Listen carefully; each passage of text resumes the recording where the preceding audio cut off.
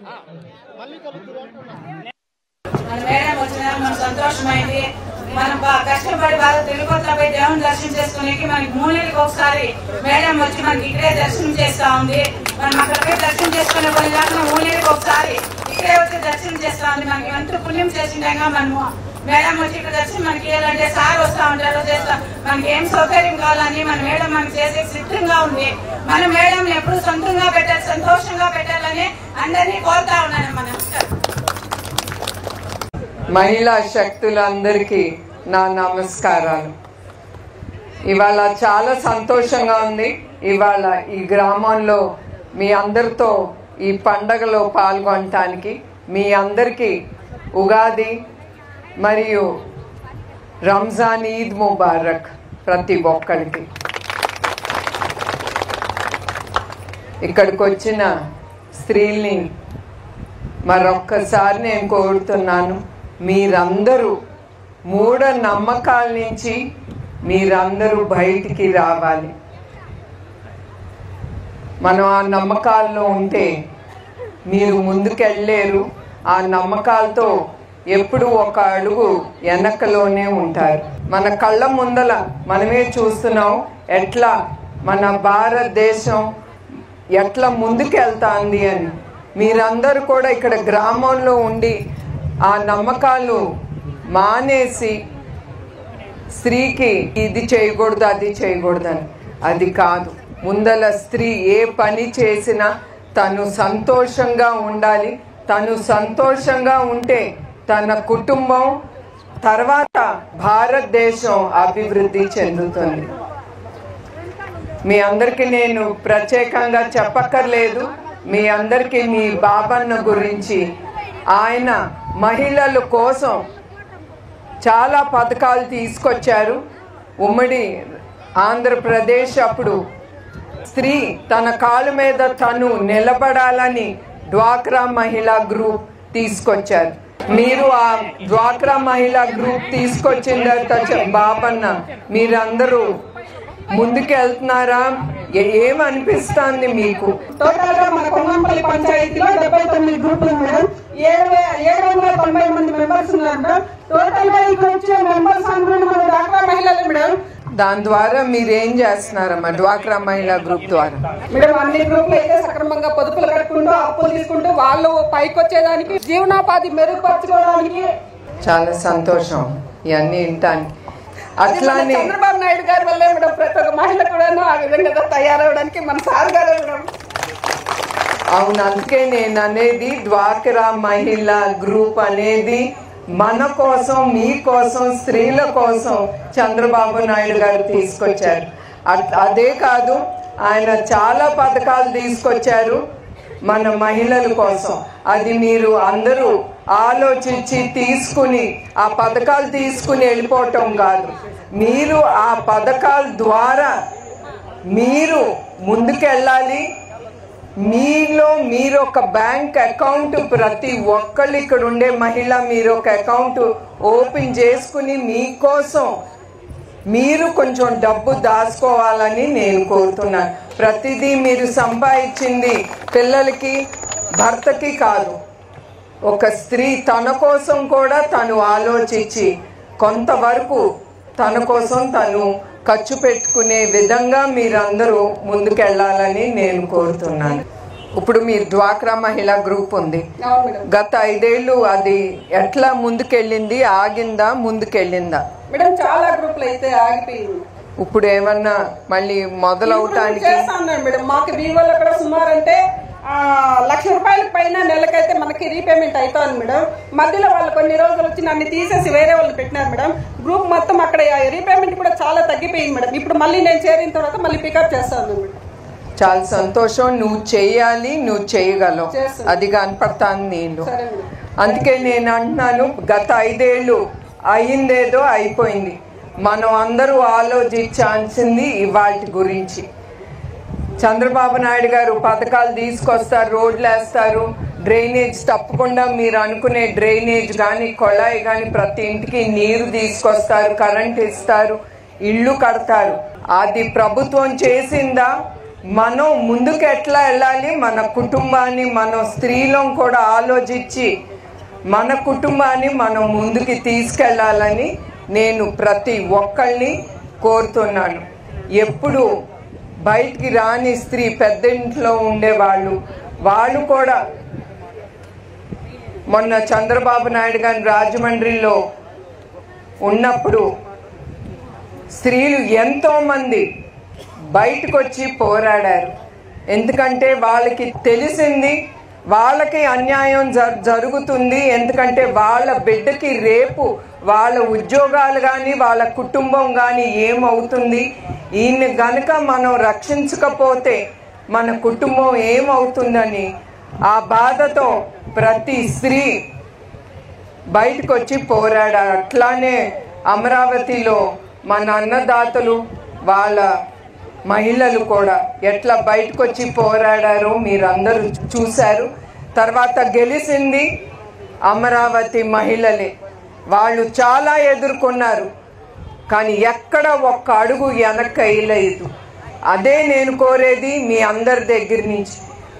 ఎప్పుడు ప్రతి స్త్రీ తన గౌరవం కోసం ఏది భయపడకుండా మీరందరూ ముందుకు రాగలిగితే మిగతా వాళ్ళు కూడా ఒక ఉద్యమం లాగా మీ వెంట ఉంటారని నాకు తెలుసు. నేను అదే కోరుకుంటున్నాను ఇక్కడికి వచ్చిన ప్రతి మహిళల గురించి. ఇవాళ చంద్రబాబు నాయుడు గారు ఉన్నారు, ఆయన మీకు పథకాలు తీసుకొస్తున్నారు.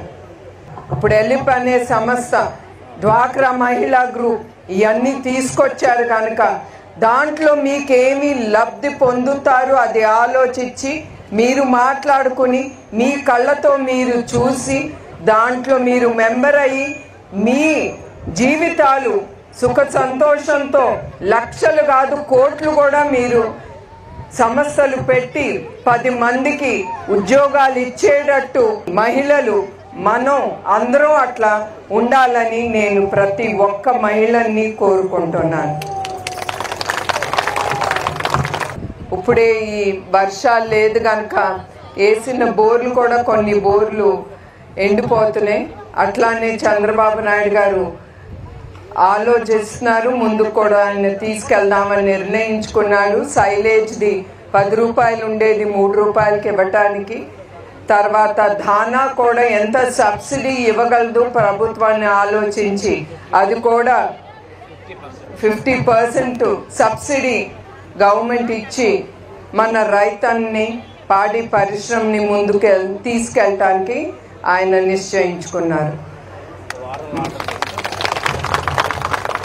మరొక్కసారి మనందరం గుర్తుంచుకోవాల్సింది మన భారతదేశం, మన కుప్పం, మన గ్రామం. జై హింద్.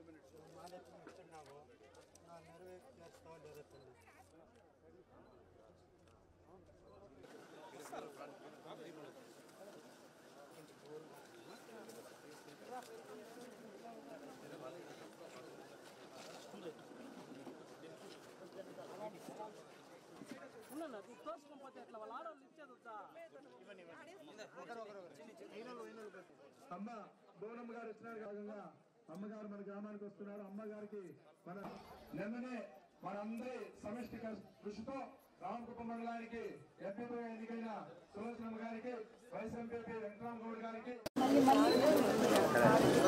ఎన్టీఆర్ ఎన్టీఆర్ ఎన్టీఆర్ ఎన్టీఆర్ చంద్రబాబు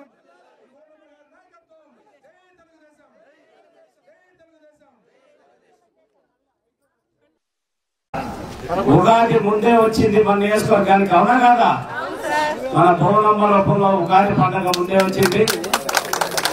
ఇటువంటి సంతోషకరమైన రోజు నారా చంద్రబాబు నాయుడు గారు ఏ విధంగా 30 సంవత్సరాలుగా మన జీవితాల్లో బాగుండాలని ఆయన కృషి చేస్తున్నారో, మనకు అండగా ఉన్నారో, ఆయనతో పాటు నేను కూడా మీకున్నాను, మీరందరూ నా కుటుంబం, నా బిడ్డలు అనే గొప్ప మనసుతోటి మనందరి కోసం వచ్చిన భువనమ్మ గారికి మనస్ఫూర్తిగా కుప్పం నియోజకవర్గం తరఫు నుంచి ధన్యవాదాలు తెలియజేస్తున్నాం.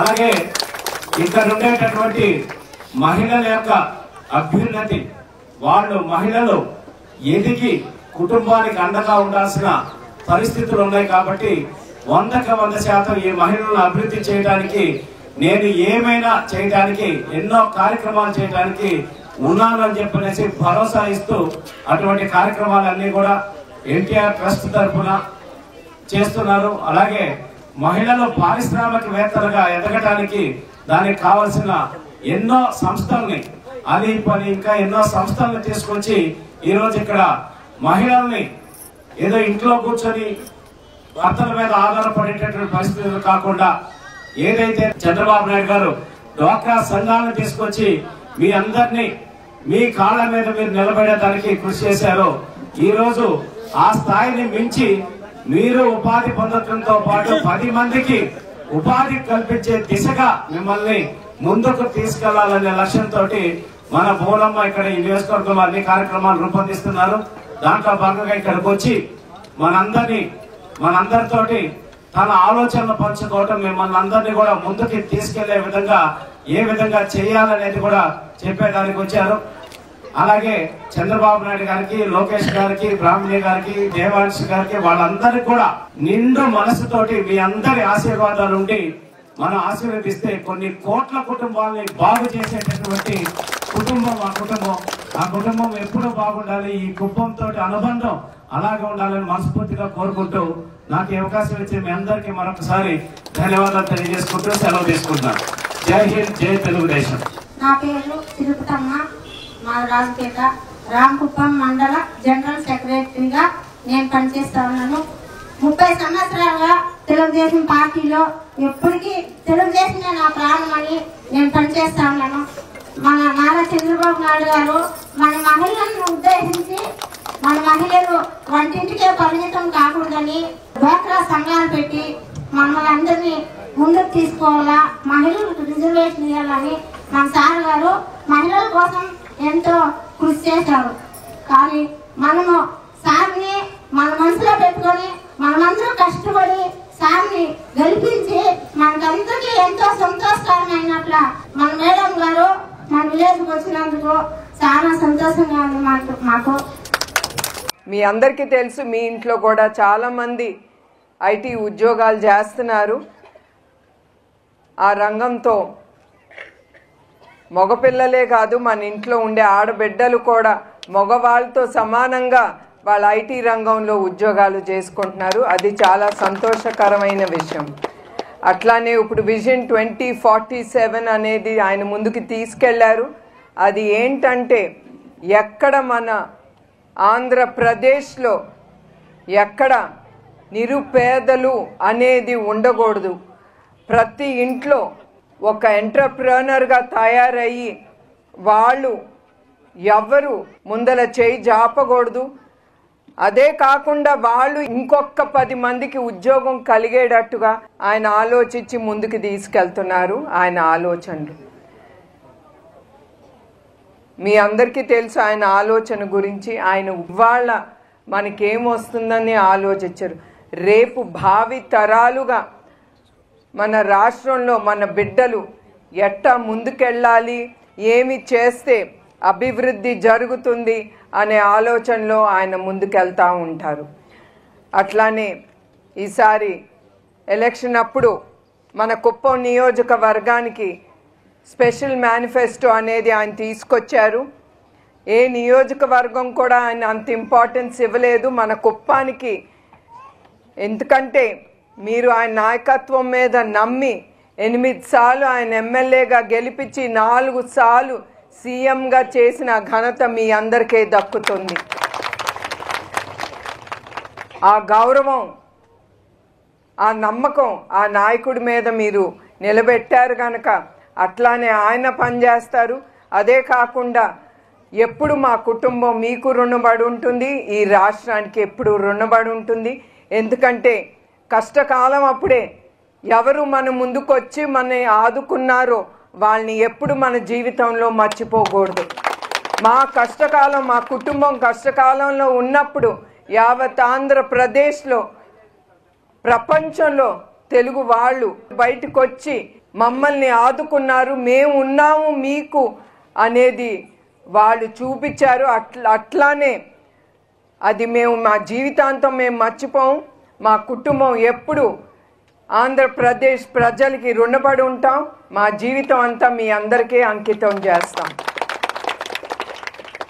అట్లానే చంద్రబాబు నాయుడు గారు ఎట్లా రోడ్లు కానీ లైట్లు తీసుకొస్తున్నారు, ప్రతి గ్రామానికి నీరు, డ్రైనేజ్ సిస్టము, అట్లానే ఇక్కడ టమాటోలు కానీ కాయగూరల ఉత్పత్తి, పూల ఉత్పత్తి చాలా ఎక్కువగా ఉంటుంది మన కుప్పంలో.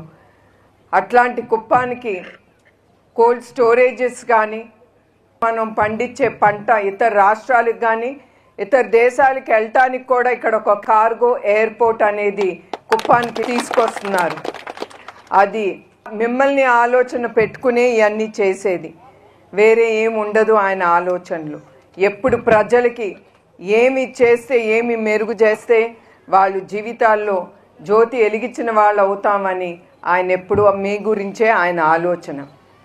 అట్లానే ఇక్కడ ఉండే మహిళలకి నేను ప్రత్యేకంగా చెప్పక్కర్లేదు, మీ అందరికీ ఎట్లా ఆయన సీఎంగా అయినప్పటి నుంచి, మొదటిసారి ఉమ్మడి రాష్ట్రం సీఎంగా ఉన్నప్పటి నుంచి ఇప్పటి వరకు ఆయన మహిళలకి చాలా పథకాలు తీసుకొచ్చారు.